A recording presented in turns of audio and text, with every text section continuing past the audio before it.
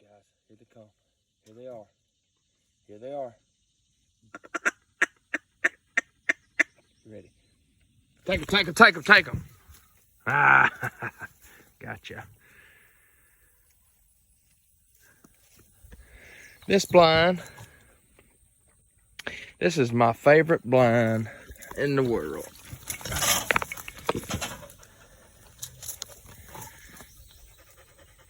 And Voodoo's too.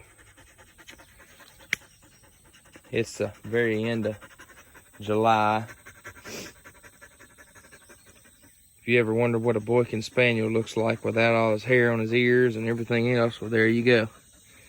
He got in some cuckaburs as bad as I've ever seen, and it was just a lost cause. So he needed to get groomed anyway, so I told him to cut all his hair off and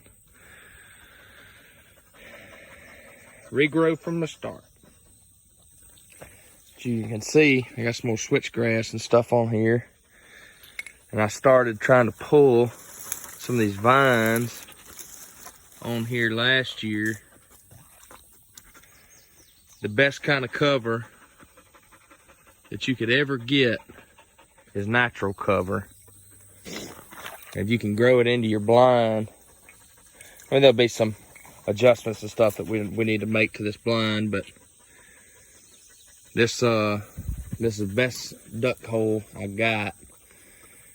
And the reason why is those ducks, this is where they come, and they literally in this whole, I don't know, 3 or 4 acre field we have here in the woods, they come right in front of here. And the reason they get so close is when the sun comes up, which that's where it is now, when the sun comes up back here behind us, and they're coming in here, when they come from both sides, they flat do not see us.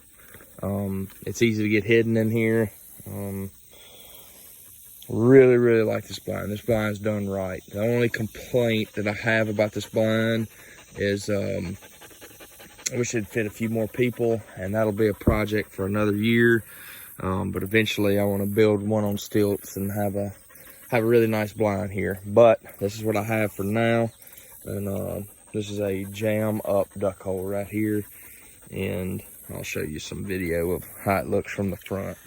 This is right outside the blind. You can really see how it kind of blends in, which during the wintertime, this smartweed here, this is not the Pennsylvania smartweed. I forget the name of it. It's not the kind that ducks really use, but it does good for some cover right here, and I'll weave it into my blind and all that. But as you can see, I mean, it's got the overhanging cypress limbs, and this blind blends in really, really well. We can drive our ATVs, UTVs, all of our little toys right up here to the hole. This is about as easy a duck hunting as it gets. We usually hang the decoys in the trees right behind the blind. I've been using several different blends out here. I've grown corn, rice, moist soil, millet. I've tried them all out here, and really don't see a difference. You want to know the truth. In this particular hole, it's got to dry out some. This year, I tried to do it again in moist soil, but I let the water stay on too long, and I did not get the vegetation to grow up that I wanted. So I'm gonna have to come in here and disc all this up and plant it this year. I don't know in what yet. I'm probably gonna do another blend of several things and see how it turns out. But as of right now, that's kind of what the plan is for this particular hole. And I've always called this hole the kill hole, but I think it's time us to come up with a new name for it. So let me know in the comments, what do you think a good name would be for this hole? And if we come up with one good enough, I'll get a plaque made, and we'll put it into the tree, or we'll get a stand or something right here and put it right here. That'll be a cool deal. What do you think, Buddy Roe?